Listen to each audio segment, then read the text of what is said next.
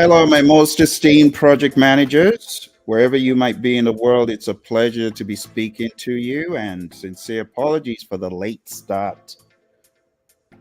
Sometimes technology has its way of reminding you that you're not really in control. Today was one of those days. Well, it's a pleasure to be speaking to you today because I know a lot of you have been working tirelessly on your PMP and you're now certified. And I'd like to say congratulations to those of you who are now PMPs. The main goal of today is to give you some guidelines, some specifics about what you can do now that you are a PMP. How to kill the game, how to crush the game, how to get to that next level. Lots of you, so many of you, and I want to thank you for those of you who have written in, those of you who have sent messages on YouTube, those of you who have told me you're now a PMP.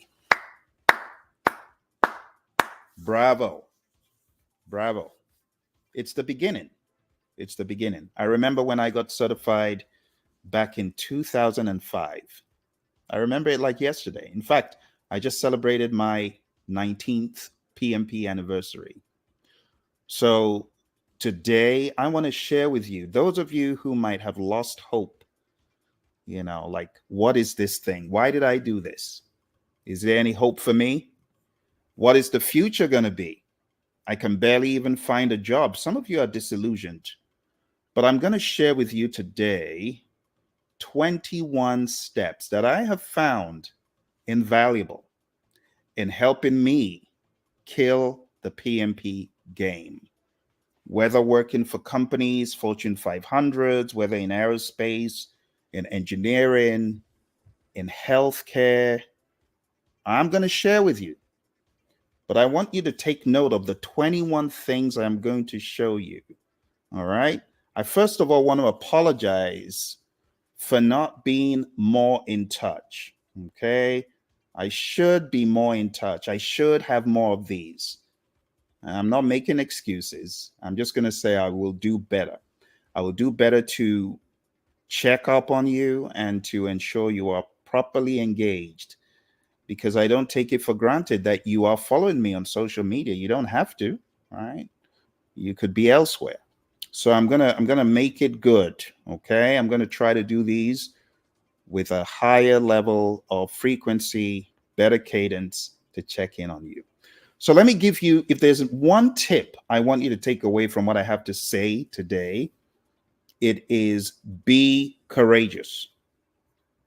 You got to have courage. You cannot afford to waffle. You cannot afford to say, why did I take this exam? Why did I take the steps I took? No, don't do that. The PMP exam is what you make of it. Okay? It's what you make of it. When you get certified, the PMI owes you nothing else.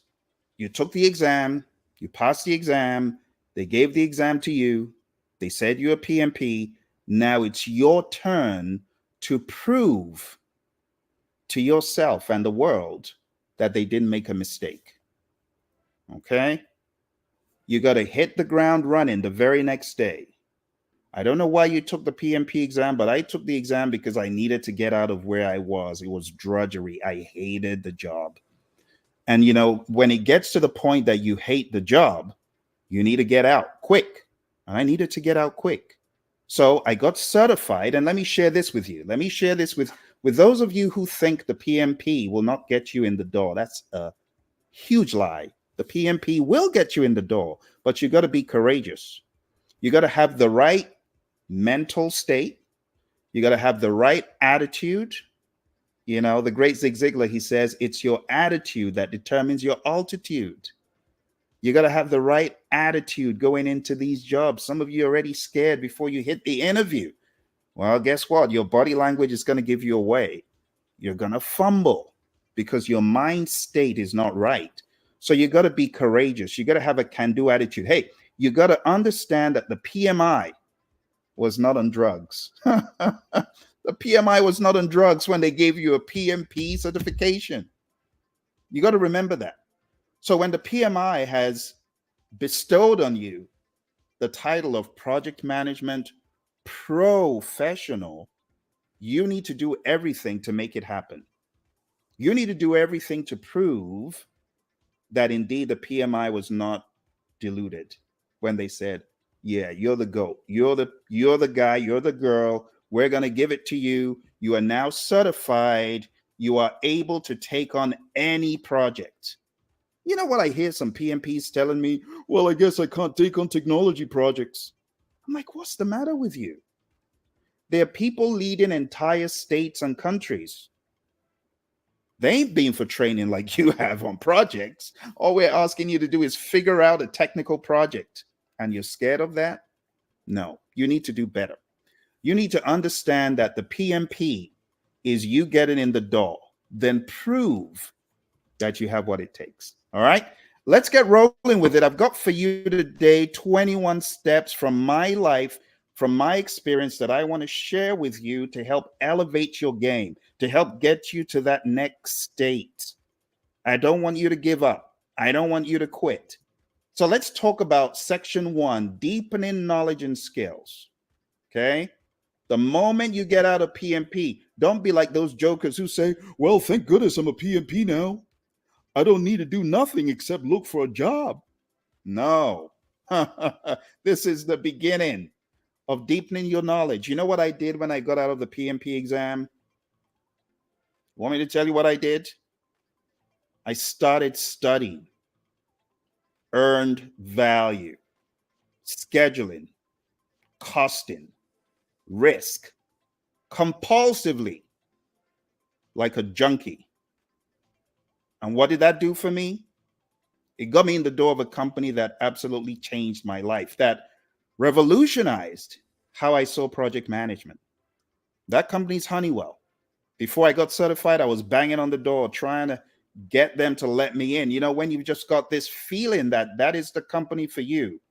And those of you that have that feeling, that nudging about, hey, you need to be in this company, take it seriously. Take it seriously. I took it seriously. I got certified. I started studying. And then the opportunity came to interview at Honeywell. And what was the job? For those of you who don't think earned value means anything, it does. I got a job as an earned value consultant.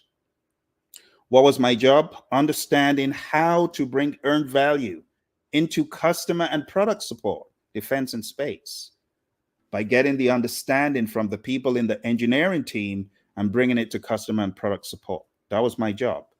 That's what I interviewed for. So, of course, I couldn't have gotten the job without knowledge. Huh? A lot of you doing the PMP exam as it is today. Hey, can I just be honest for a second? The exam as it is today is very different. It focuses on the more important parts of business and project management, but that isn't always what is apparent in an interview. You know what is apparent in an interview?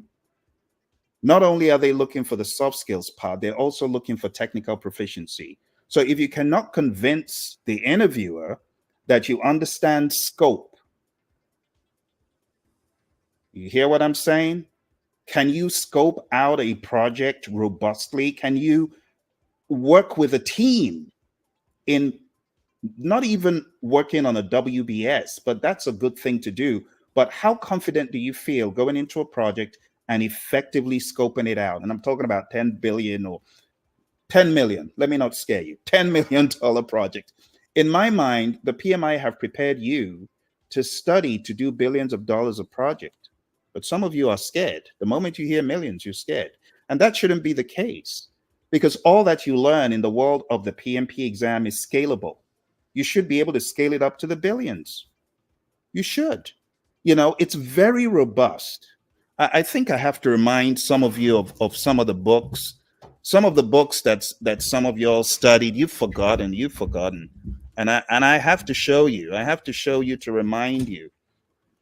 So I know people were hating on the PMI when they came out with this thing, right? This thing right here. People were hating on the PMI. They were hating on them, saying it's unwieldy, it's big. But this is what helps you manage billions of dollars. You cannot manage billions of dollars with a feel good mindset of, oh, I'm just a great leader. No, you need leadership and you need management, project management. You need to be all over scope, all over schedule. Some of you, I would ask, can you build me a 2,000 line schedule for a very robust activity? You're scared of that. No, you need to go study that stuff. That's what I did. Remember, I'm telling you what I did, not what the book says, but what I did. I got really good in scheduling. I took my MCTS in Microsoft Project. I was all over Microsoft Project working on schedules, 20,000 lines long, 3,000 lines long. I got great with it and I wasn't scared or intimidated. But how did I get to that point? Is it by sitting on my hind end after PMP? No, it's by studying more, amping it up. So, what am I saying? The trifecta, the bread and butter of the project manager: schedule, cost. Some of you, I ask you, okay, can you put together a budget for this $3 million project? And you feel intimidated. No, this is not the way a PMP should live. It's not. As a PMP, I expect that you can come in to an organization, take the troubled projects, whip them into shape, beat them into shape, and make things conform. Because whether you like it or not, there's a place for management in the world of leadership. There's a huge place for leadership in the world of management. But a lot of times, because of how the exam seems very principle and soft skills and leadership and communication focused, a lot of people are forgetting the other piece of the technicality. And that piece doesn't go away. It is important. And you know, the big dogs that have the jobs in a lot of these firms, not saying all of them, because some of them are just flying by the seat of their pants, but those who are really in it because they prove themselves, they can do all this stuff. Scheduling is not a big deal. Costing is not a big deal. Scoping out a project is not a big deal. A WBS, bring it on. Bring on any of the troubled projects. We'll help whip them into shape. There's been a silence about these things very recently, and I want to elevate your understanding that while you might be a great communicator, you're good with people, but when it comes to the technical piece, you can't even save yourself. Don't be that way. Don't be that way. All right, enough said. Let's jump into it. I think you understand the thesis of my talk today. So, the very first thing is deepen your knowledge and skills. You got to focus on key knowledge areas. When I say key knowledge areas, they're the ones I just spoke about, beyond the stakeholder and the communications, which are absolutely important. You got to understand the trifecta of schedule, of cost, and scope. Let's make this a little bit bigger so that you can see everything I'm talking about. So, the trifecta of schedule, cost, and scope. I need you, my dear PMPs. I need you to ace this in life, not on the exam alone, but in life. I need you to beef up your understanding. Go back and read the PMI guides. The PMI has a guide for scheduling, the PMI has a guide for scope. Did you know that? The PMI has a guide that can help you with earned value. Read those things. Those jobs are there for a reason. They're jobs in government that need earned value, that need schedule, that need scope. And you know what I need you to do? I need you to go to the next level. I saw a chat from our friend Janae. Janae, thank you for your chat. Janae said, "Hi Phil, what did you use to study earned value apart from PMBOK?" Yes. So I was fortunate to run into the Defense Acquisition University online back in '05, and I just ate everything I found on DAU. I ate it up for lunch. I ate up every iota of the formulas. I understood how to put an earned value management system together. I was actually tested on that during my interview at Honeywell, and I brought it home because I'd done the homework on DAU. So, Defense Acquisition University is definitely a good one to begin looking at. If you haven't looked at DAU, I want to encourage you to do that. Great repository. Back in the day, it was free. Thank you, Janae. Great question.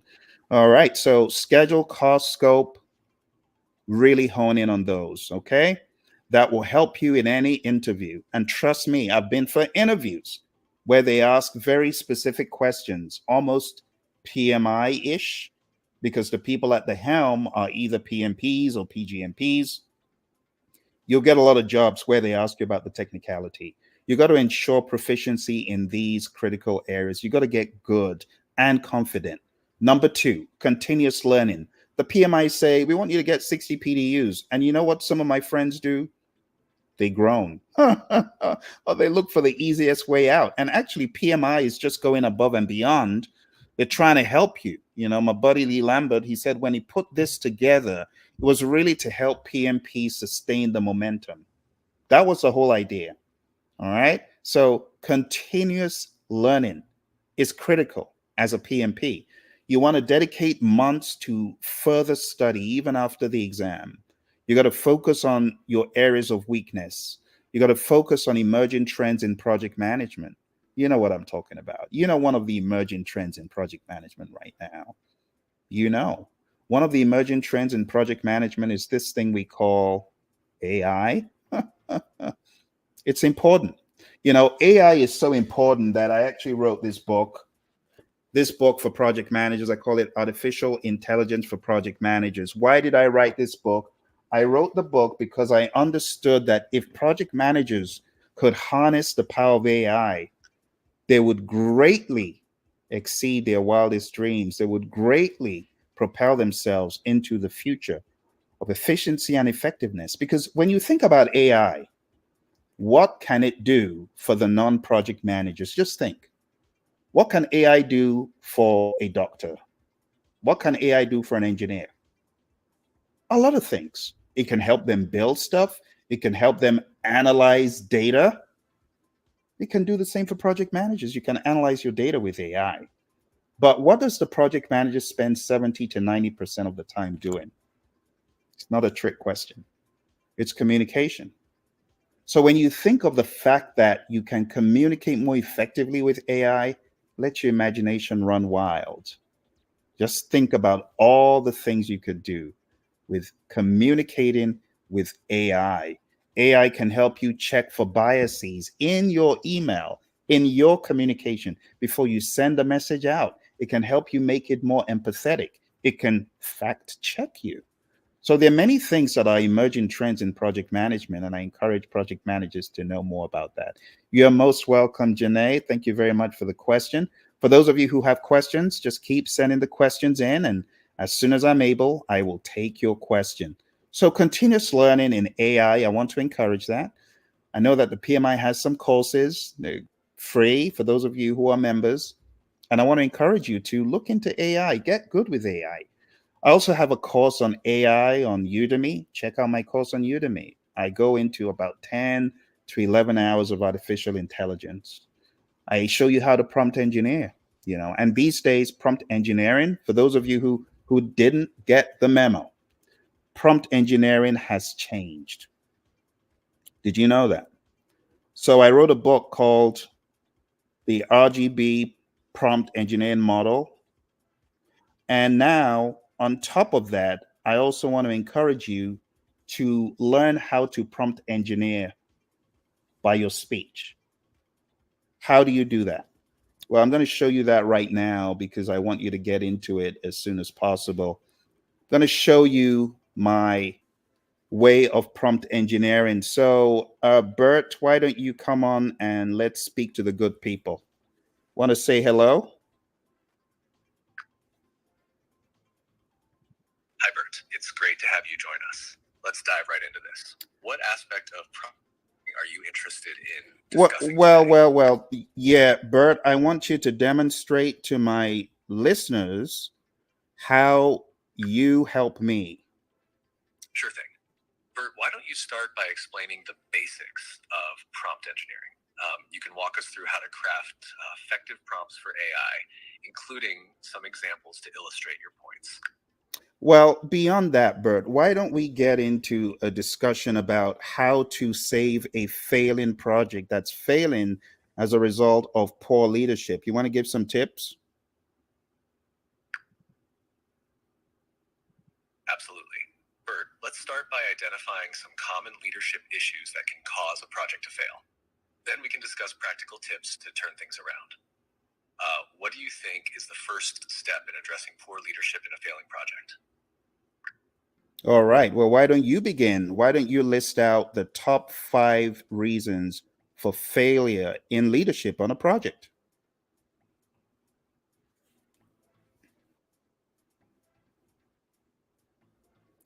All right. Well, I think you get the idea. There's a way you can prompt engineer that transcends typing in messages. You can actually communicate freely, real time with AI. So when I ask you to go to the next level and continuously learn, I'm talking about things like that. I'm also talking about things like specializing in risk management.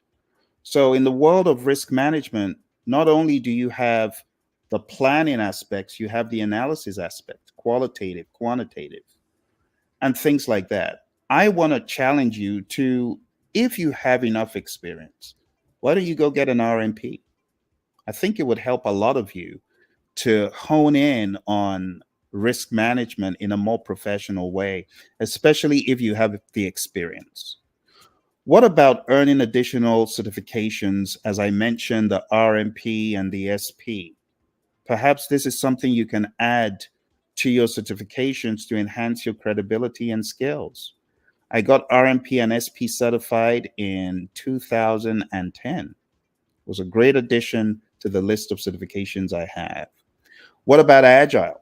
Maybe you should consider going for the ACP exam.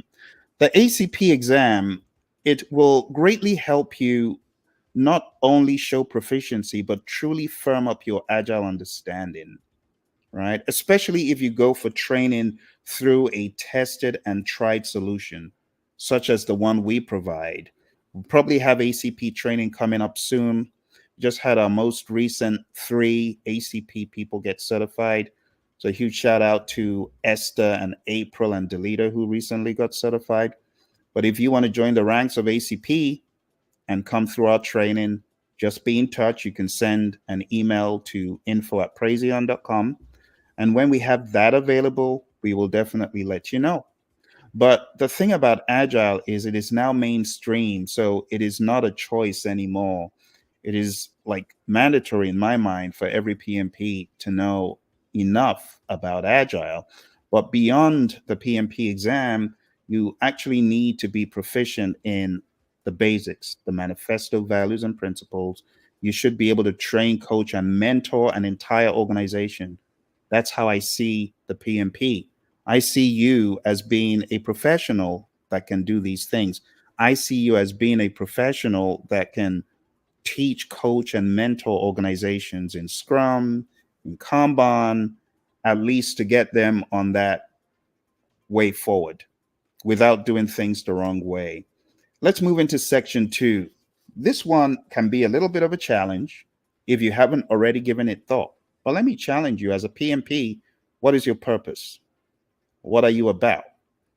What are you looking to achieve in the grand scheme of things? Have you thought of your purpose? Have you considered your purpose? Think about it for a second. What is your definite chief aim? The great Napoleon Hill, he will call it a definite chief aim. But what is your definite chief aim? Do you know it? Have you thought of it? You want to give it some time. So let me share with you my definite chief aim. My definite chief aim is to work with people to help them become the best version of themselves in any field or sphere in life, whether it's mentoring, coaching, training, and not just in project management, not just in leadership, but any way possible. But my specialisms are leadership, project management, and music. Any way I can add to people, I want to. And you know what the great John Maxwell says? My mentor, he says, everything rises and falls on leadership. So if I'm able to equip you with leadership, then I'm able to equip you for life in any sphere. And that's what I'm about. But what are you about? What is your definite chief aim? Do you have one? So, step number 2 to being successful is to know your purpose in life. You got to know your purpose in life. If you haven't given it thought, think about it. So identify your purpose as a project manager. What is your purpose? What is your role in the organization? Do you see yourself as just someone who is milling the corn, someone a cog in the wheel? Is that your idea of your purpose? Or do you have a higher level understanding of your purpose in the firm? Some people make the mistake of thinking their job title defines their purpose. It does not. It does not. Your purpose is defined by you. What is your burning passion? What is your burning desire? As you're sitting there in the firm, in that seat of responsibility, what's your goal? What's your definite chief aim? What do you want to be remembered by in that firm? What are you about? What do you want to achieve? You got to define it. And then you got to align your goals with the company's mission. If you are in a firm, just like I told you in the very beginning, I was in a firm that I did not like. I hated the job. It was nice in the beginning, but after a while, I couldn't stand it for many reasons. And I'm not being ungrateful. I was glad I had a job, but I just couldn't take it. The marginalization, the not wanting me to take the PMP exam and wanting me to just stay in the same position, status quo. I couldn't take it. And that's why I left. And I left because I knew my purpose. My purpose did not align with what my boss was trying to get me to do, which is be status quo. You know, in the UK, we say be the dog's buddy. I wasn't ready to be the dog's buddy. I said, no, I've had enough. So I left and I got 300% more money. Did you hear what I said? I said I got 300% more money. From getting in the 40s, I went to getting in the 150s in a matter of weeks after my PMP. Think about that for a second. 300% increase. But I didn't get it by loafing around. I knew my stuff. I knew my stuff. Not only did I study for the PMP, as Janae was asking, I studied a lot more, a whole lot more. And I want to challenge you. If you are a PMP and you feel the game is not working for you, I want you to become a beast. I want you to beast up, and I want you to get insanely great in project management. Not just on the PMP exam. You know, a lot of people say, well, I got AT. Well, I don't mean jack. In the real world, no one cares about AT. You know what people care about? What can you do for me? What can you do for the organization? Can you make this project happen? And then I have on the opposite side, the people in lament. I got BT, Phil. I know I passed. I got target below target. Oh, be quiet. Are you a PMP? What are you crying about? Because you got below target? That's not what counts. It's what you do in the real world after PMP.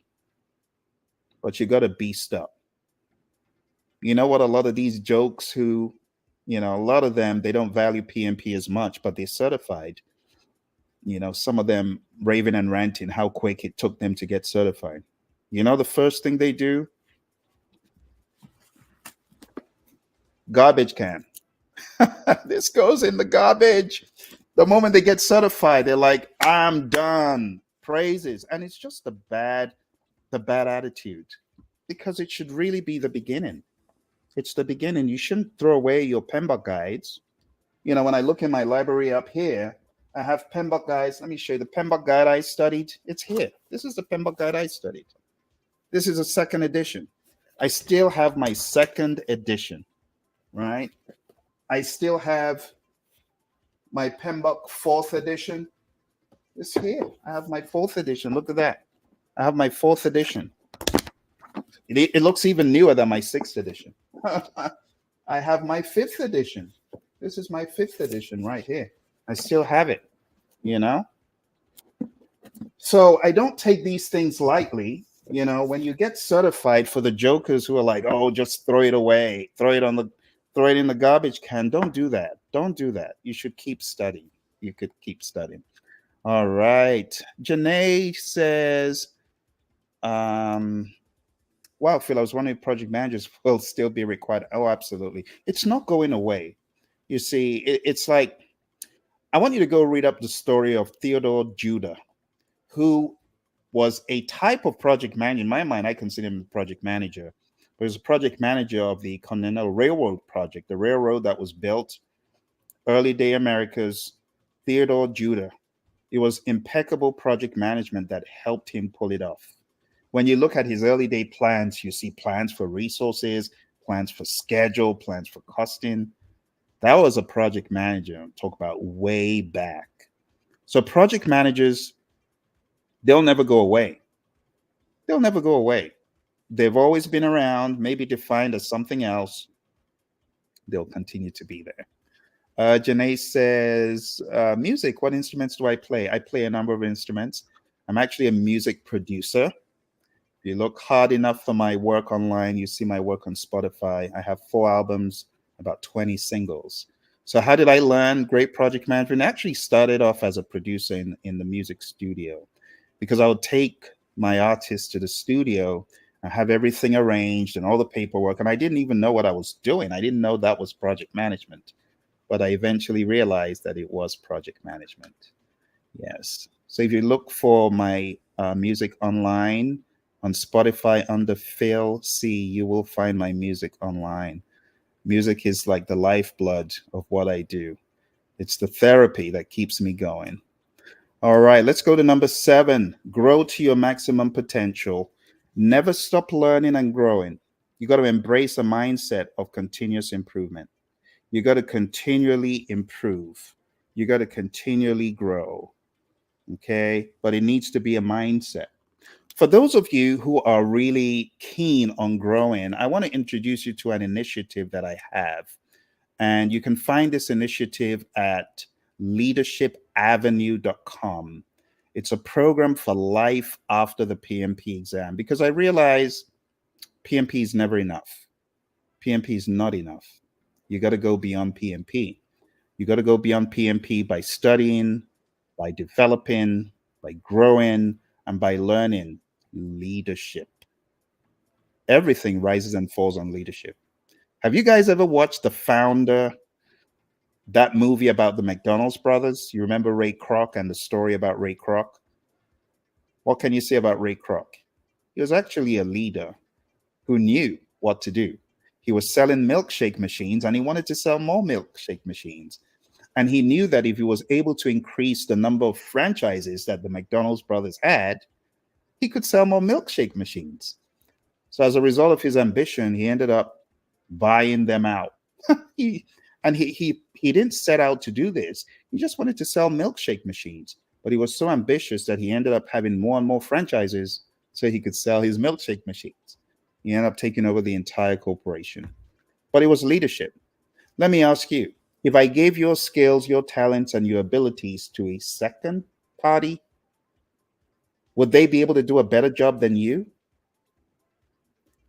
The question is, how well are you doing as the CEO of You Incorporated? Are you doing a great job? Are you doing everything under the sun to succeed? Some of you ain't. Some of you are on LinkedIn in plain sight and you're saying, I don't want people to know I don't have a job, so I'm not going to put open for work. Seriously? How is that being a good CEO? That's a crummy CEO. You know, to be a real success, you got to network with people. You got to communicate with people. You know what the Stanford Research Institute showed in a survey way back? It showed that success in life was 87.5% contingent on the people that you were connected with. People related is all about how you relate with people. Relationships. 12.5% contingent on knowledge, certifications, technical prowess. And I'm a living witness to that. How did I get to where I am today? Training, coaching, and equipping people in project management. It was as a result of one awesome individual. One person who said, Phil, I think you would make a great PMP. Her name is Mary Hirschner. Those of you on LinkedIn, look up Mary Hirschner. She's connected to me. Mary's retired now, but Mary said, you make a great PMP. I'm like, how do I become it? Because of Mary, we are here having this conversation. Send some love for Mary. If you're on LinkedIn, just tag her, say thank you for showing Phil the way. Go ahead and tell Mary that, because without Mary, I would not be where I am today. Not only did Mary show me the way to PMP, the other awesome thing that resulted as a result of Mary's relationship with your buddy Phil as a coworker. She said, Phil, there's a company looking for a trainer in PMP. I think you'll be a great person. I know this guy from a previous employment. He's now in a company called Thompson Net G. I think you'll be a great fit. What did she do? She connected with Mike. I went for the interview. I was selected to be a trainer. I ended up training, coaching, and equipping people, helping them while at Thompson Net G. Thompson Net G was bought by Skillsoft. And that's where I met my co-trainer, who you've seen on other videos, Emily. And as a result of Mary's introducing me to NetG and getting into Skillsoft, I was then inspired to train more. And I met some other awesome people like Tom and Dan at Skillsoft who kept asking me to come back and speak and develop stuff. And I was bitten by the bug of helping people with PMP, like fully bitten by it. Talk about Peter Parker. I was bitten by the radioactive spider because of Skillsoft. So I want to give a huge shout out to Tom Warwick and Dan and all those people at Skillsoft. Because of you guys, I'm where I am today. But most of all, a huge shout out to Mary. So for those of you who are not into networking and relationship building, I want you to do it. It will help you. Don't hide under the sofa, under the rug. No, I don't want people to know that I don't have a job. No, connect wisely. Network, network, network. All right. Our friend Obatare Blessing says, as one transitioning into project management, one just feels PM is wide. Yes. Yeah, it's wide. The truth about that statement? Should I tell you, you really want to hear the truth?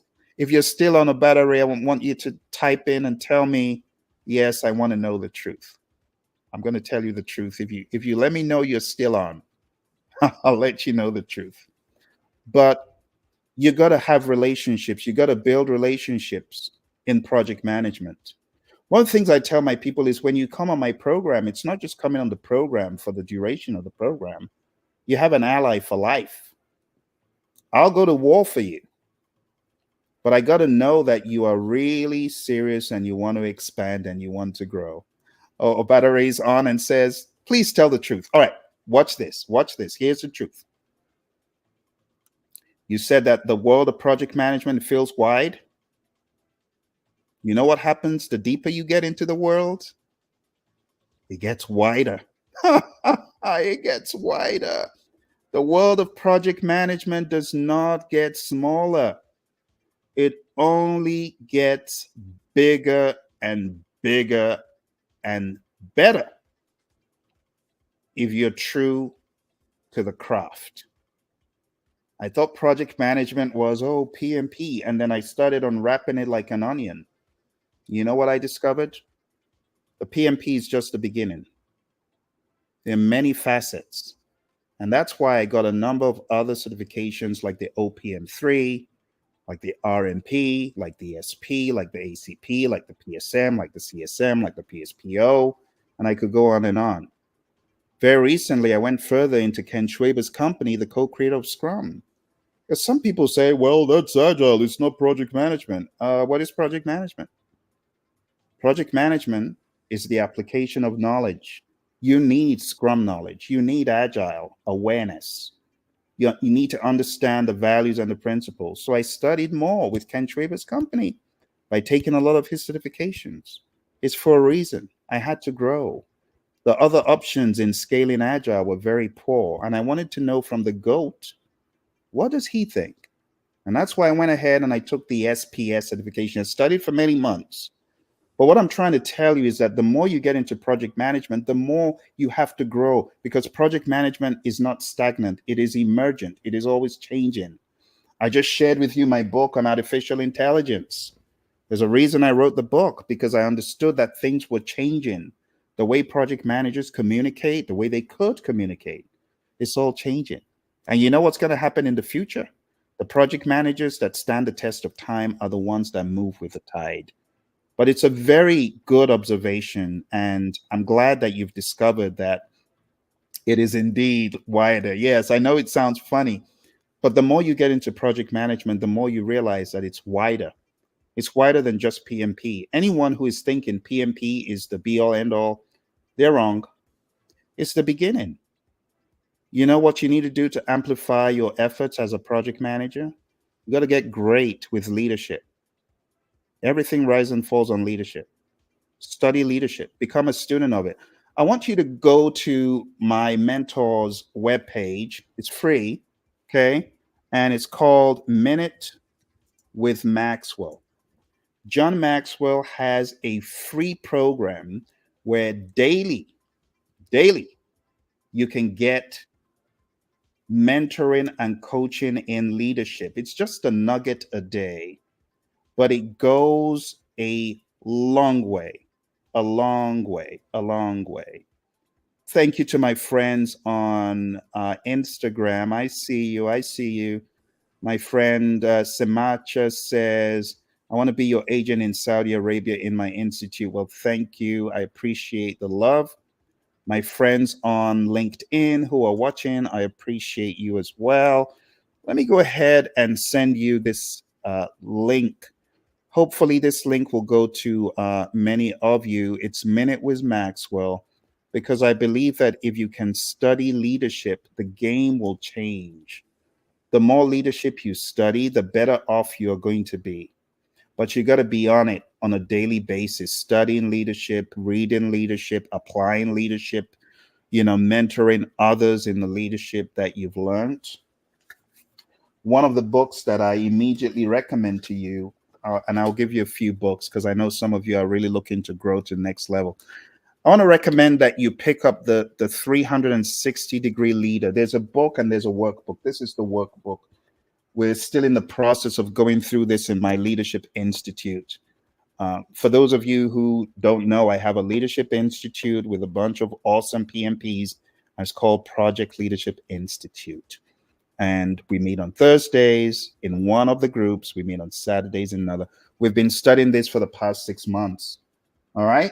Also, another book I want to recommend to you, those of you who I may not have interacted with you in a while. If you're in a leadership role, I want you to get this book by my mentor, John Maxwell.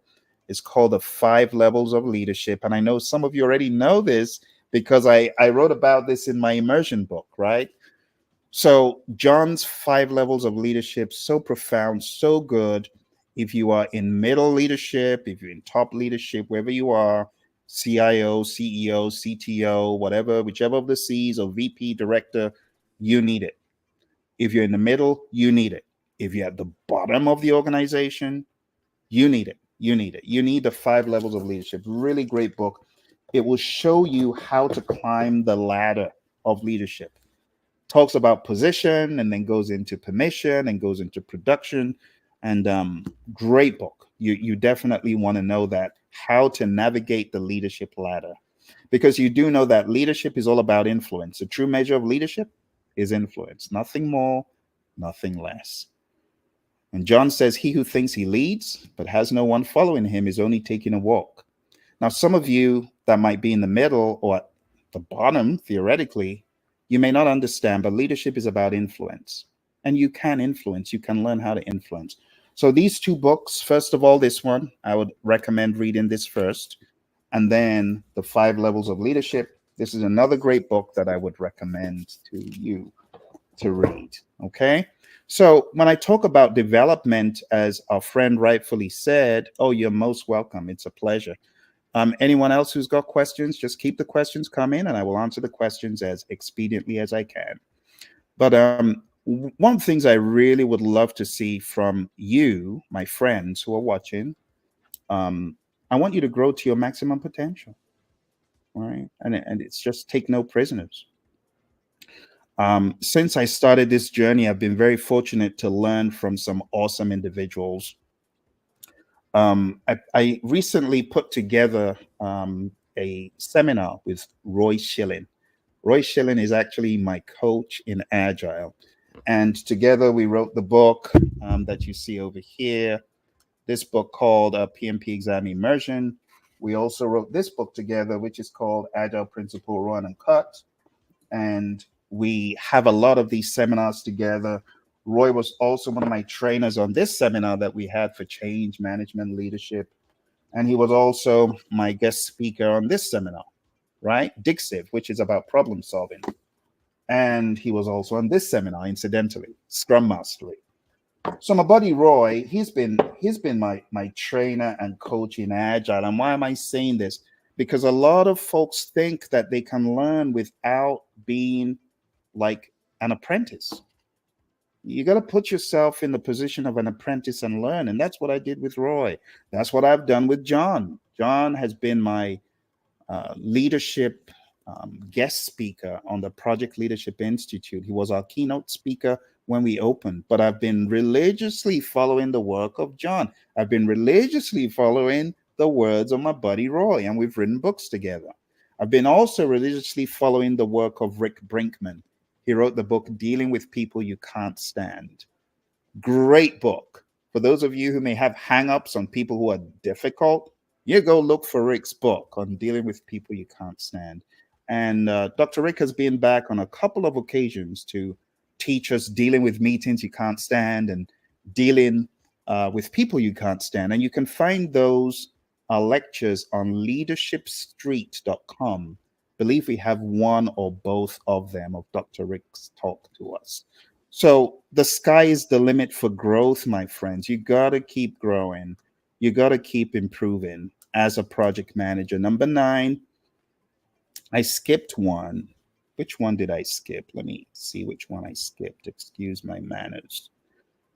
I think I skipped one in my rush. Let's go back and see. I skipped. Okay. So let me go a step back. I'm sorry about that. Because this one is important. Number 8, study and apply agile principles. So incorporate agile methods into your projects, train, coach, and mentor others in agile, and you're going to learn a ton. From coaching, you are going to learn, you're going to find your gaps. Like I had a ton of gaps, and mind you, I was already certified as a CSM, but I learned that there was a lot that I had gotten wrong. Misconceptions in Agile, misconceptions in Scrum, misconceptions in Kanban. But these came to light when I started being a good student. I often joke, I've been in the school of Roy, my buddy. I've been studying with him since 2014, but I only became a serious student about 5 years ago. You ever been a bad student who's not really listening? Or you have the bad students who are they're supposedly listening, but they're not practicing. And I was one of those. I was just not a good student. But I became more serious. And I'm talking about, hey, I was CSM certified, I was ACP, but I became hungry. You know, the great Les Brown, he says, you got to be hungry. If you're not hungry, you ain't making no difference. I had to be hungry. And I got really hungry for Agile. I got hungry to know more. And my growth, Roy will attest to it. It was astronomical because all I did was eat, drink, breathe, Agile, the values, the principles, the values, the principles, the values, the principles, the principles, the values, until I became so obsessed they had stuck that I didn't even need to open a book to tell you what the values were. I didn't. So I want you to take Agile very seriously because it's now mainstream. It is not enough for you to say, I'm a PMP. You got to be a PMP with great Agile awareness. Note, I didn't even talk about the frameworks. Agile awareness. Know the values and what they mean. Live the values. Know the principles. Live the values and the principles. Apply them. Number 9, stay current with industry trends. AI is a huge one. I told you to go look for those PMI micro certifications. The PMI is doing their best. Okay? They're trying to help you. And that's why I want you to take it seriously, because if you're able to be all over AI, the future is bright. But if you're AI inept, if you're one of those people like I don't think AI can be trusted, I'm sorry. You're going to be in the dark ages in a few years. You better get on the paddy wagon, learn about AI, stop prompt engineering, understand how to give good prompts, written prompts, speech prompts, and understand the technologies. You know, on YouTube, I have a channel. It's called the Project Leadership Institute channel. It's free. I know some of you have joined, but some of you haven't. It's free. Go join the Project Leadership Institute channel. Let me see if I can bring it up for those of you who haven't joined. And like I said, I apologize for not being more on your schedule, but I'm going to send you my other YouTube page. And I know this is going to help those of you who are looking to grow and you're looking for sources to grow, right? That's a good one right there. Yep, that's it right there. So going down to at Project Leadership Institute, my friends on Instagram, I want you to do the same. Hi, Delita, good to see you. Thank you for joining on Instagram. I just saw you. I gave you a shout out a few moments ago for your ACP. I don't know if you heard. But anyway, good to see you, Delita. Delita is one of the smart ones who joined the program. You see the ticker tape below. Delita joined that program, right? The leadershipavenue.com, life after the PMP exam. And she got her ACP, after that she was fired up. And April as well joined the program. They both got really fired up, and they're part of the Praizion family who are doing awesome things. All right, let's move on to number 10. Join professional organizations. So participate in organizations like PMI, network, go to your PMI chapter meetings, do all that good stuff. Some folks may not have remotely joined their PMI chapter. And I'll just say this, the PMI chapter, it's really more like the rites of passage, because if you haven't been to a PMI chapter meeting since you've been a PMP, it makes me a little bit concerned, like, why not? It's like you belong to a family, but you don't know the family members. You got to go to a PMI chapter. You got to at least try it, right? Try it at least once. Try it at least once. And then beyond going just for the chapter meeting, you know what I want you to do? I actually want you to give back, like volunteer. How about you volunteer for some months? It's good. It's good karma, for lack of a better word. It's good because as you're giving back, you're going to receive. It's that simple. So for my chapter, I have visited my chapter a number of times. I have been a keynote speaker a number of times in the meetings in all of the branches of the Phoenix chapter, the Scottsdale, the Phoenix, even the Mesa chapter. And you can actually watch some of the videos. I have some of the videos on YouTube of when I visited my chapter to speak. So if you haven't done that, I want to encourage you to. I think it will go a really long way in getting you more into the family. It's a family. You got to understand that. PMI family. All right, so let's move on. So join in professional organizations, networking. A lot of people, I know someone who found employment as a result, not just one person, number of people, as a result of being in their PMI chapter. All right, number 3, mentoring and coaching. You got to mentor and coach others. chatting to me, are you mentoring and coaching someone as a PMP? If you are a PMP, the question is for you. The question isn't even, are you coaching someone? No, no, no, no, no. The question is, who are you coaching? Who are you coaching? Don't tell me no one. You got to be coaching, mentoring, or equipping someone. Because if you're not growing as quick as you could. You're not. And this is why a lot of you end up forgetting what you studied. I ask some of you, okay, just give me 5 process names, and you're grasping at straws because you've forgotten. Why did you forget? Because you're not mentoring and coaching someone. You don't have to be a full-time PMP coach, but you should at least in your firm. Like when I was at Honeywell, a lot of my colleagues, they were failing the exam, and this management's shelling out $500 a pop for these people, and they're failing. And I go to my manager and I say, you know what, Jim, I think I can help these people. I got certified about a year ago. It's still fresh. I'm all over this stuff. Why don't I have bi-weekly sessions to help them? And he said, all right, let me go check with Mark, my boss. He goes, checks with his boss, and his boss is a PMP as well and likes the idea and says, people like food. Let's throw in some pizzas. And then we did. And people would show up for these bi-weekly sessions. I ended up being instrumental in 50 of my colleagues. Mind you, this is before I went fully into training. This was like 5 years before I went fully into training. Got my colleagues certified, helped them, added value to them. You know what I want you to do? The same. I challenge you. If you're not a scaredy cat, how about asking your boss, can I have a lunch and learn to equip people in project management? I'm not even saying train PMP exam, but just share what you know. Or don't you know anything? Yeah, you know a lot. You know a lot. Why are you sitting on what you know? Why are you being selfish with what you know?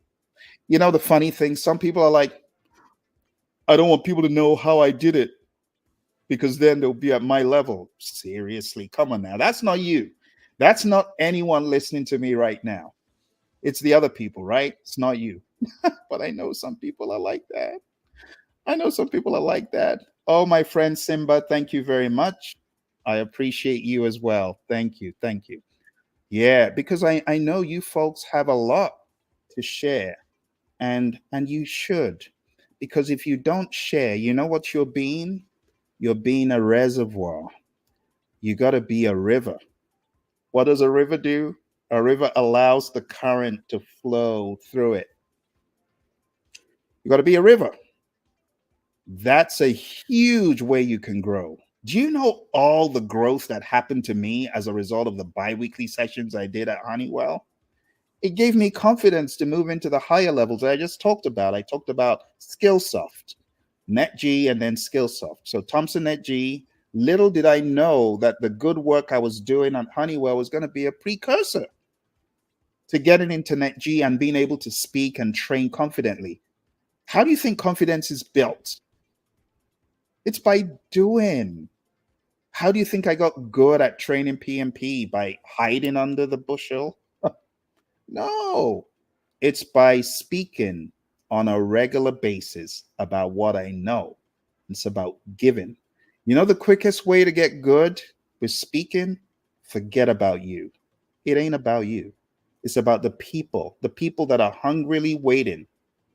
I think a lot of you underestimate your PMP.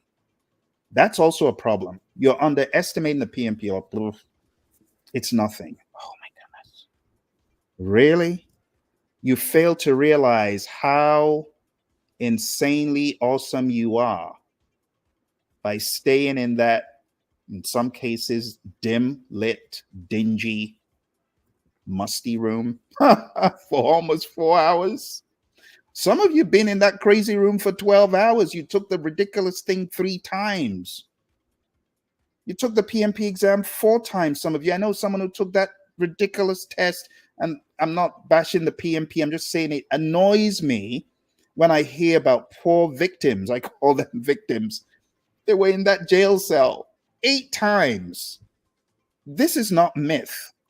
This is someone I know on the 8th try. Think about that. That's 32 hours in that crazy room. And this is even before you could take it at home. So, maximum respect to anyone that's a PMP. I think you're underestimating yourself. I think that's part of the problem. I think you've forgotten the blood, sweat, and tears. I think you have. Because if you hadn't, you'd know that you're a beast. You're a force of nature. It's up to you to realize it. You could stay, little old me, what do I know? The reason why you feel little old me is you're not really realizing, you've not done your retrospective. So I was one of the smart ones who did the retrospective in the exam hall. In the exam hall. I did my retrospective in the exam because I'd spent 1 hour and I'd only done 20 questions. And I said, Phil, you're gonna fail. You're gonna flunk this exam. And then all of a sudden, I heard a gremlin on my shoulder saying, the PMI is just giving you harder questions because they know you failed that one. They're giving you another. Now, that was a conspiracy theorist gremlin, but it did help me. Even though it's all fake, that's not how the exam is, because I later became a registered education provider and I realized, no, that's not how PMI administers the exam. The exam isn't as intelligent as you think on the front end. Now, the data analytics is extremely intelligent because that's how they're able to find out people who've been naughty. I'm not saying it's always accurate, but I'm just saying this was way back. But when I had that thought, I started thinking, having flashbacks. Have you ever had flashbacks of your PMP prep time? Like, talk about a jail cell. I will go to my library every Saturday for like 5 to 8 hours and I just locked up. Talk about being in a fort somewhere. And I would study. I showed you the book that I studied, and I would study and study and study my brains out. And I think some of you forgotten the work you put in. Because if you didn't forget, you would look at yourself and say, yeah, I've got something to give the world. I want to challenge those of you who are listening to me right now.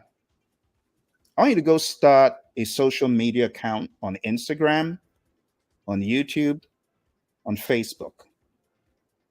You know what I want you to do? I want you to share your PMP exam journey. One video. Can I depend on you to do that? Can I? I know I can. Do you know what it's going to do for you?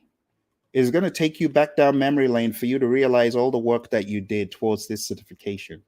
Now, those joining that are not PMPs, they're not going to get it. They're not going to understand the work that you and I put in. But the work that you and I put in should not go to naught.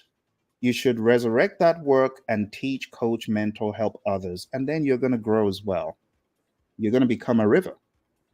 Okay? So I really want you to coach, mentor, train, help others. Okay? Don't stay comfortable. Oh, I'm a PMP. Thank goodness I got to dry land. I'm one of the crabs out of the barrel. I'll leave the others to their fate. No. Don't do that. Don't do that. All right. Number 12. Sow seeds of knowledge. Invest time in developing others. Share best practices and lessons learned. It goes back to mentoring and coaching. You find a new junior project manager, help them, lift them up, show them what you know. Show them what you know. Number 13, I've already talked about your network, right? Show me your network. Probably have an idea about your net worth.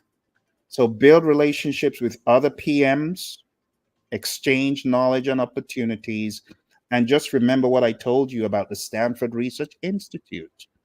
Their work is very clear. If you want to fly higher, get connected. Want to fly higher, know more people. Give value to people. It's very interesting how life sometimes reveals the dynamic of relationships in a more profound way than ever before. Like my mentor, who got me certified by giving me all her books, all her materials and stuff, which I passed on to other family members, by the way. I eventually did return them when we all got certified. But I realized that When you give, you get back. So my mentor just very recently retired. She was in a job for 15 years. 15 years. Great job, great bonuses. How did she get the job? You may ask. She got the job as a result of someone's passing the job on to her. Who was that person? It was me. I said, "Hey, I think this would be a good one for you." Sure enough, it was. She was in the job for 15 years. As she gave to me, she benefited when I was in a position to get jobs like that. Just 2 years before that, no one would have ever given me the time of day. You ain't a PMP. I'm going to send you this job. But they sent me the job because I was a PMP and a master scheduler, just like her. And it so happened I couldn't take the job. She could. I passed it on, and she was in that job, killing the game, adding value to that firm, affiliated with Boeing. Great job, great bonuses, 15 years, all because she sowed a nugget in my life to get certified. You just never know who you might be mentoring. You might be mentoring and coaching the person who is going to help you get to the next level. Think about it. When you sit on your knowledge and your prowess and you don't share it, you could be doing yourself in. That's all I'm going to say. That's all I'm going to say. I could give you example after example. I've shown you a few of the books, right, that I have here. This is one of the books. It's called Artificial Intelligence for Project Managers. Do you know what galvanized me writing this book? It was someone I mentored and coached. Let's take a look at another book. This one, Scrum Mastery. Do you know what ignited this book? Scrum Masters I was mentoring and coaching. And I could go on and on and on. But what galvanized a lot of my success was people I coached.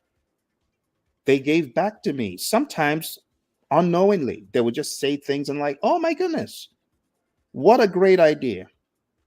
And I would seize it. And it would be value to me, all because I've been mentored and coaching them. You hear me talk about my buddy Daryl, and you see him on the channel. And if not for Daryl, I would not be in the world of AI. I talk about my buddy Ed. And if not for Ed, I wouldn't be writing a number of the books. I'm writing 2 books currently as a result of his influence. He didn't even know when he sowed that nugget. So you just never know the people you're mentoring, the people you are meant to mentor. You just never know how instrumental they will be to your success. Okay, think about that. Think about that. All right. I'm sharing with you 21 steps to growth after your PMP.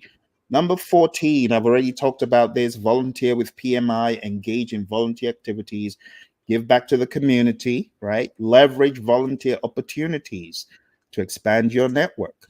Number 15, foster a culture of learning. Encourage continuous learning within your team. Promote a growth mindset and ongoing development. For those of you who have not been to projectmanagement.com, I need you to go there. I want you to go look at all the webinars. PMI, they do their best. Now, I know a lot of people say PMI is all about the money. Well, PMI is trying their best to offer some more value. I'm looking forward to them doing more, but right now they're already doing a great job with the webinars, and you can listen to people in your domain, whether in healthcare, you're in engineering, pharmaceutical, whatever you're in, there are webinars in the repository at projectmanagement.com. And you know what happens when you watch those? You get PDUs for free. If you're a member of the PMI, these are often claimed for you, and you don't need to do anything other than just attend. So I want to encourage you to foster a culture of learning. Projectmanagement.com is a great one. Leadershipstreet.com is also a great one. Make sure you attend the seminars of Rick Brinkman, the PM 360 that we also have up there, and there are many more. Number 4, section 4, practical steps for growth. You got to start where you are. So I've already given you a minute with Maxwell. I've given you John Maxwell's 360-degree leader, John Maxwell's 5 levels of leadership. I've told you to go look at those. I've also told you about Rick Brinkman, and I've told you about leadershipstreet.com. And right here, as we're talking, the ticker tape below, right there, life after the PMP exam.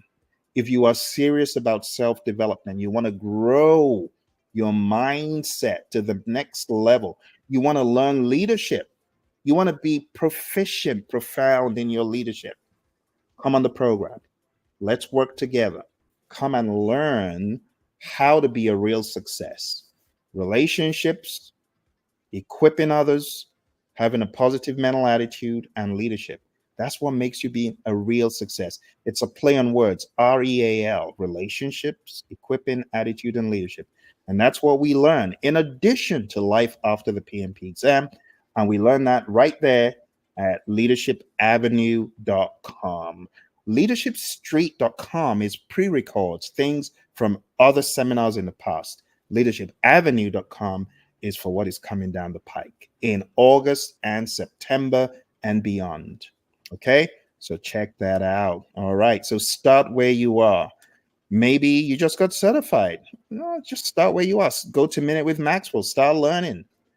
Endeavor to be in my next leadership program, Leadership Avenue, right? Go there, sign up. Find productive activities that advance your career. Look for opportunities within your current organization or community. For those of you who are not PMPs yet, and you might just be watching, go on down to 360.pmradio.org and you can sign up for our next PMP 360 seminar. Let me put that in the chat for those of you, because I know some of you are curious because I said this is for PMPs.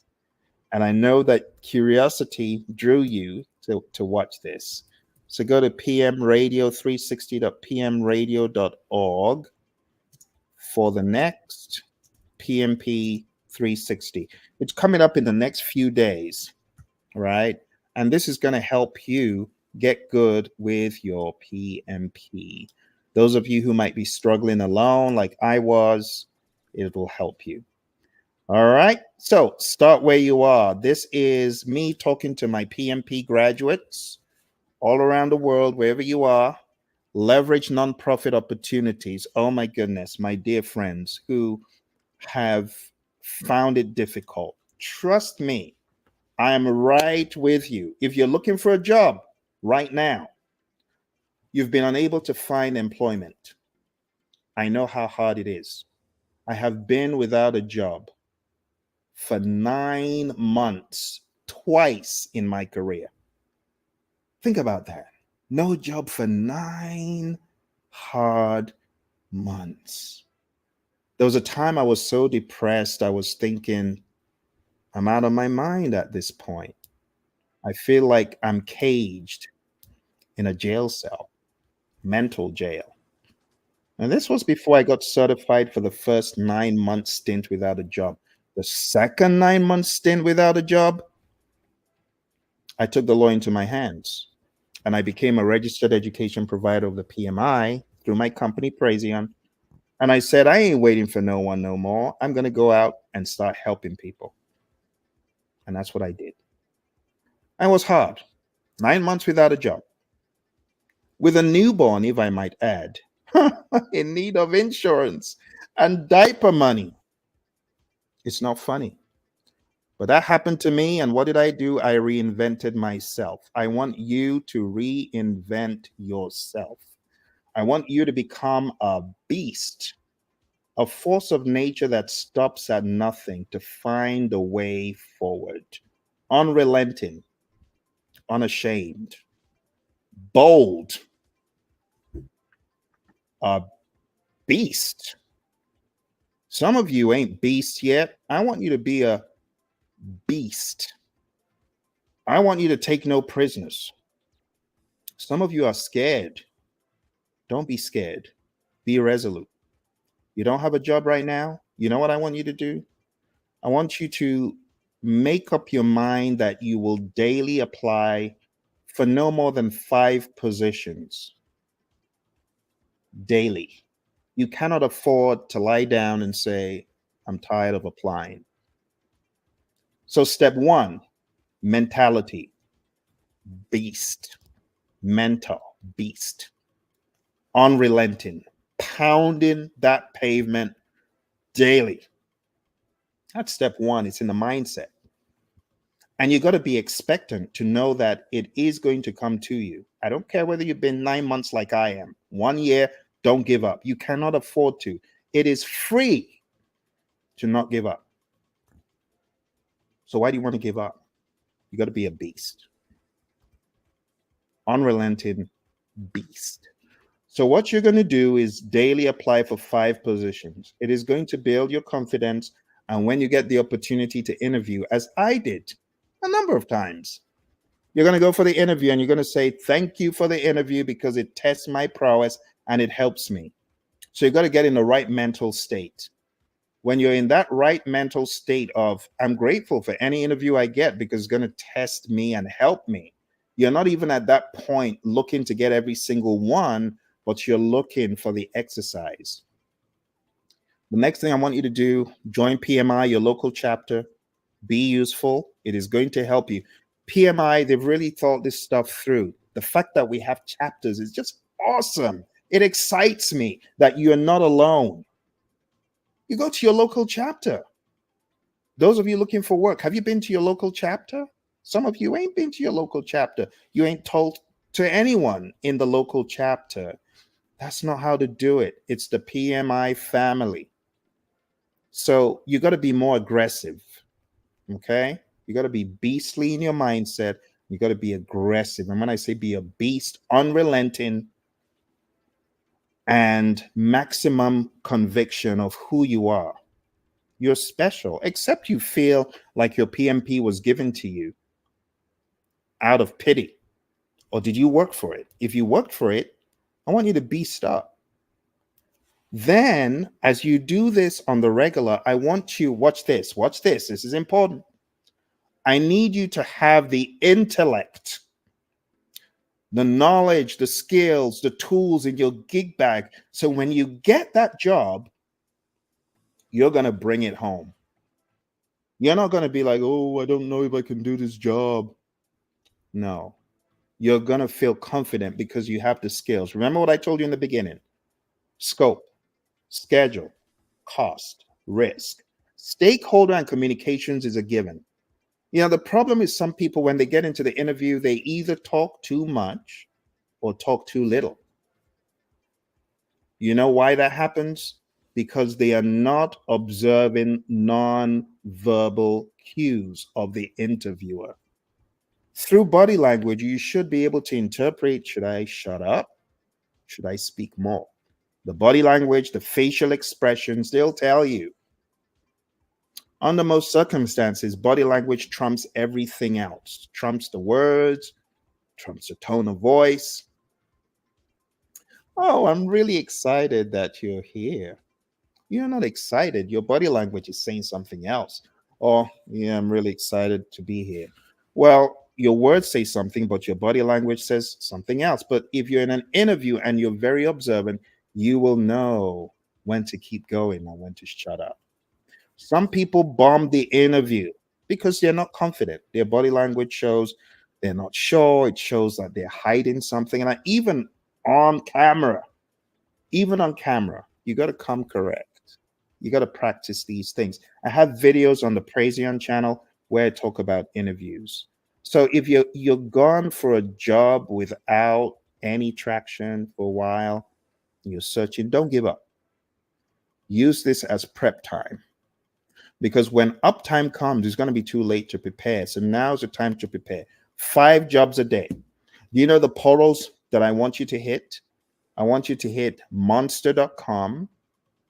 And hey, I don't want you to tell me, Phil, I can't do this kind of job. Let them figure that out. Let them figure that out for themselves. Don't come crying to me, oh, I can't do an engineering job. I can't do an IT job. A lot of you complain a lot about IT. Well, that's what's available. Go for it. What could happen? What is the worst thing that could happen? You know, the worst thing that could happen? The worst thing that could happen is you get the job.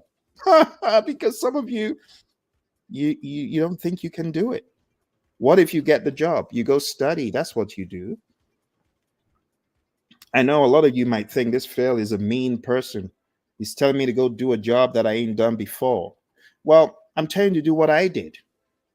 I remember when I got into one job interview and I had it. I'd gone for 9 months without a job. I finally get into the interview. I am on steroids as far as can do. And they're asking me, can you do this? Can you do this? Can you? And in my mind, I'm like, I'm going to do anything it takes. You know, the great Les Brown, he said, you got to be hungry. I was hungry. And when they asked me the question, can you do this? Can you do that? Yes, I will do it. I can do it. I can do it. I can study it. I will do it. I was hungry. And I got the job. And that was how I ended up meeting my mentor, Mary. I'm so glad I had a can-do attitude. You got to have a can-do attitude. You got to be a beast. Beast. Take no prisoners. No namby-pamby. Oh, I don't know if I can do it. No. Except you think PMI was high on drugs when they said, oh, you're a PMP. If you truly believe you deserve your PMP, I need you to be a beast. And I need you to go make corrections where you might have had a weak, poor mindset, but get beastly and start pounding the pavement, like I did. I'm not telling you to do something I didn't do. What I did is going to give. But use this as prep time, okay? My heart goes out to you. I know people who have been looking for work for a while, but don't give up. Change is going to come, but you got to prepare, and then you got to network. I want you to start going to your local chapter. Do it. It's going to help you. It's going to help your mindset. It's going to give you some hope. So what are the websites?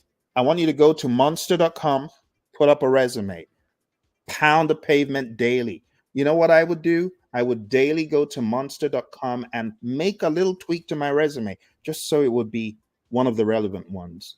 I want you to go to indeed.com. I want you to put up a resume. Please do this. And then police the resume and then have notifications. I want you to go to dice.com and I want you to do the same. And I want you to apply for 5 jobs daily in project management, in management.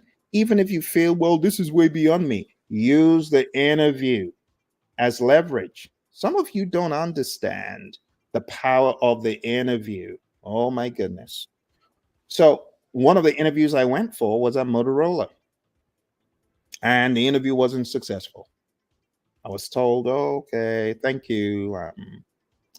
You don't get this. And now the person that I interviewed with, according to my recruiter said, oh, they really liked you, but they didn't feel you had the skills to do this particular job in hardware.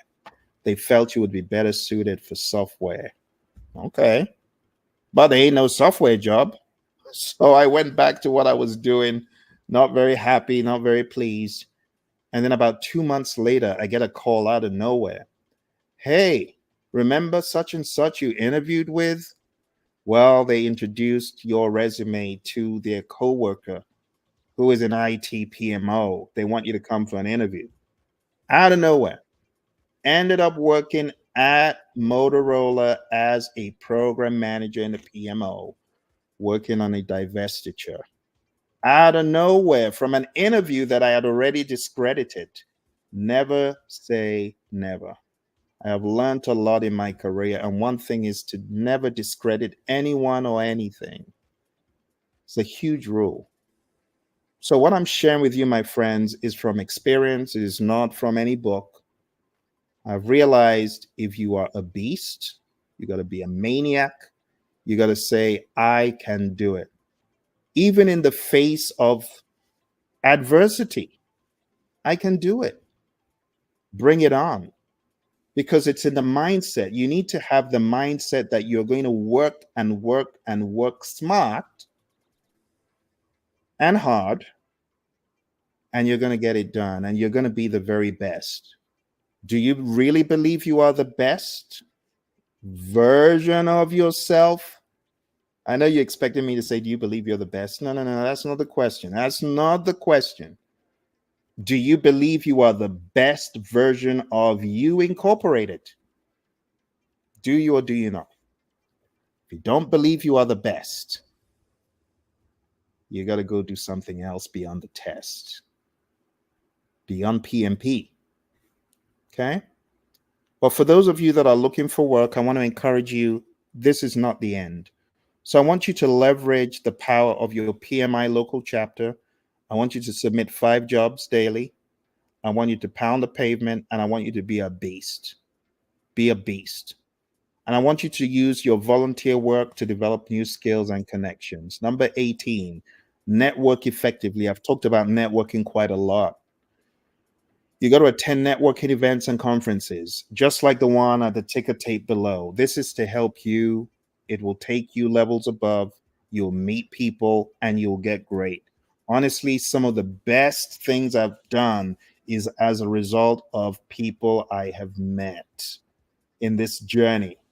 I remember going for OPM3 training. Some of you don't know what that is because PMI doesn't offer it anymore. But OPM3 just means Organizational Project Management Maturity Model. And there was an entire exam and framework about it. And it just helps you to assess organizational project management maturity, like 3 exams in one. But anyway, when I went for training up in Colorado, I met a couple of guys, Colin and Tim. And 3 of us were in that class. And it's a very expensive endeavor. I think the entire thing probably cost about 3K or more, not to mention travel and so on, which will take it to 5 grand. But I met Colin and Tim in that class. What ensued is Colin and Tim became allies, associates. We would train Microsoft Project to organizations, advanced Microsoft Project to organizations. And it was as a result of networking through all of this. So I want you to understand that networking determines a lot in this career. I've also told you about my buddy Roy and Rick Brinkman and John Maxwell. And honestly, that is how you network. You got to network with intentionality. You got to build meaningful relationships with peers in the industry. Number 19, trade knowledge and opportunities. Collaborate with mentors and peers to share jobs and resources. You got to be actively doing this. It's like being a river all over again. Use your network to find new opportunities. I told you the story about Mary and me.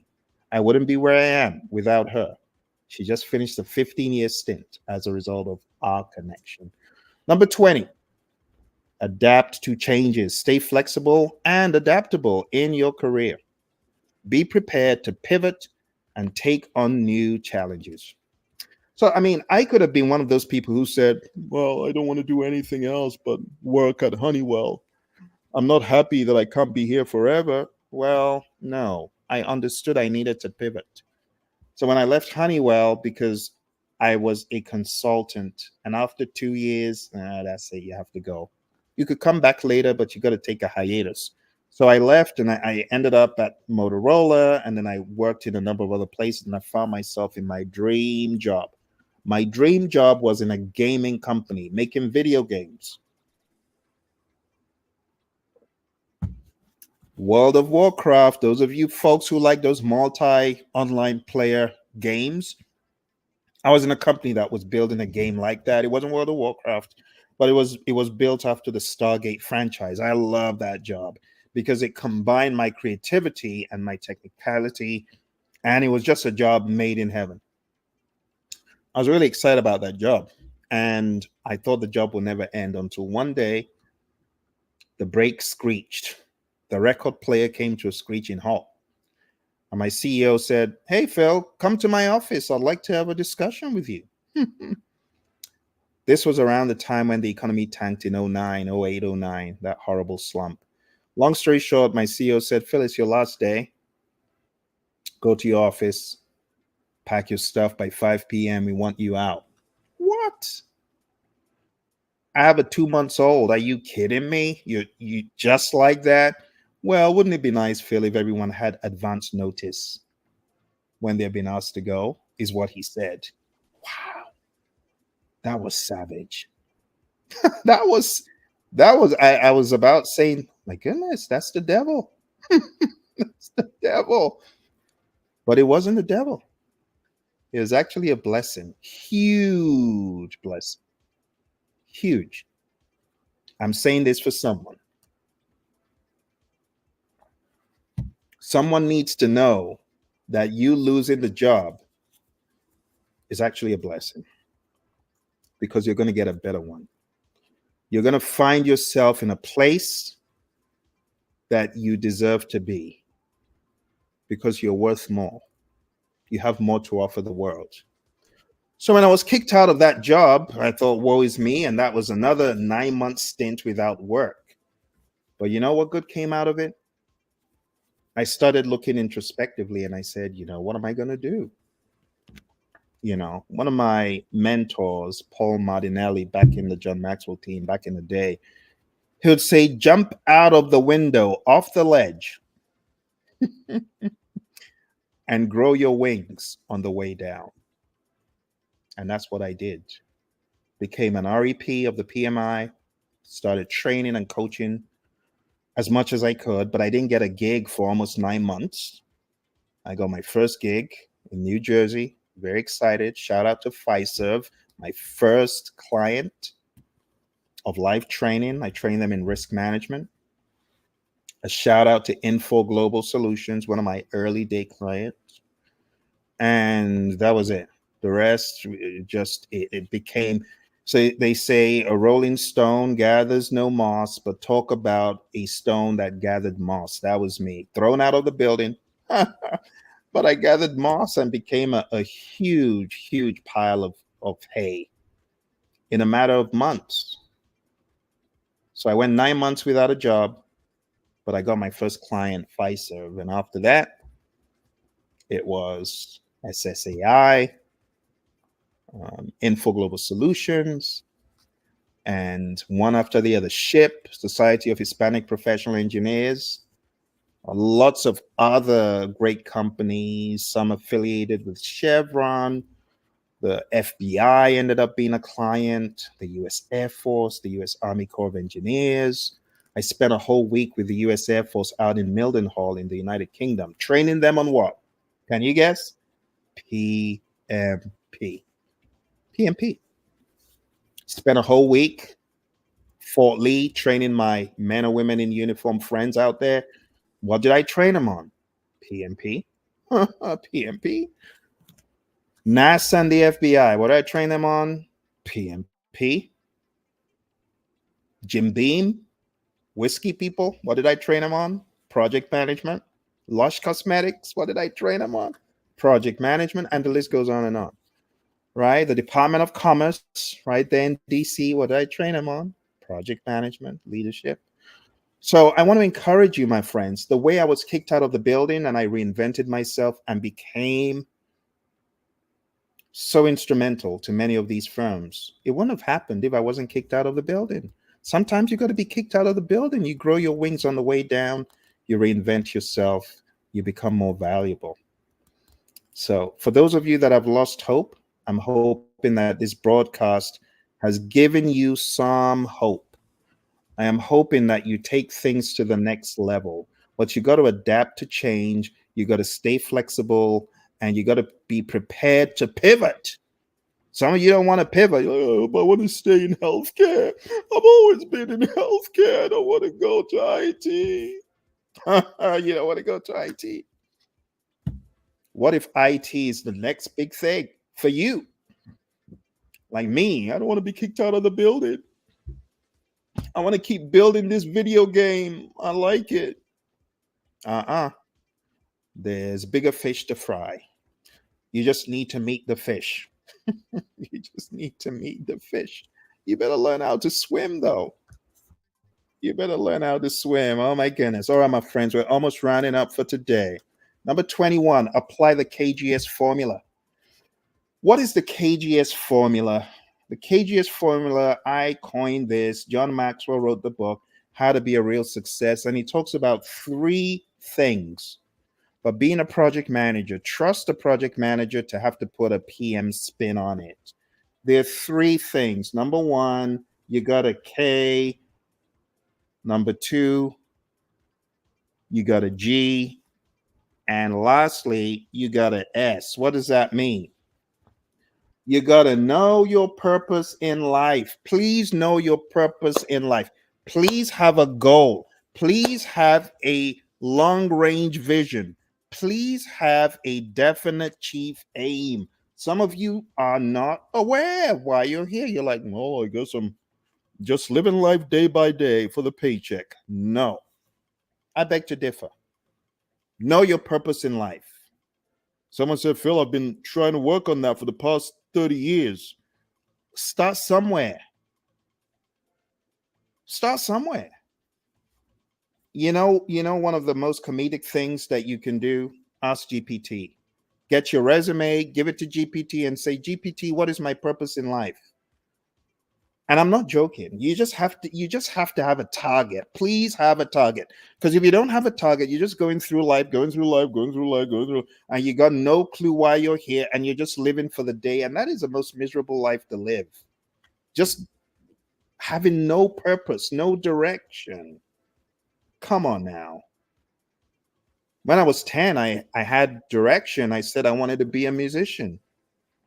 Well, seems like it worked out. I became a musician. I've got 4 albums, 20 singles, still working in the studio.